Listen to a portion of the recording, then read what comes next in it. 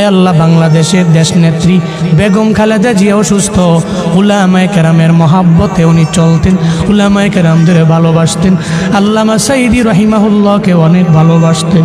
আয় আল্লাহ আলেমদের মহাব্বত করতেন। আপনার বান্দি মুমূর্ষ অবস্থায় আছে, আয় আল্লাহ মনে হয় মরে যাবে এমন একটা হালাত। আয় আল্লাহ এই ক্লান্তি লগ্নে ওনার বাঁচার বড় দরকার, আপনি হায়াতে তৈয়বা দান করে দেন আল্লাহ। আয় আল্লাহ জীবনে উনি যে ভালো কাজগুলো করেছেন, আয় আল্লাহ এই ভালো কাজের উসিলায় আপনি সিহতে আফিয়ত দান করেন।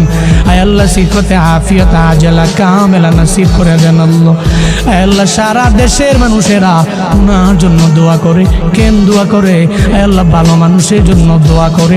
আয় আল্লাহ যারা উলামায়ে কেরামকে মহব্বত করেছে, আয় আল্লাহ আলেমদেরকে প্রায়োরিটি দিয়েছেন, আয় আল্লাহ উনি বলেছে উলামায়ে কেরামরা জঙ্গি না, জীবনও জঙ্গি হতে পারে না।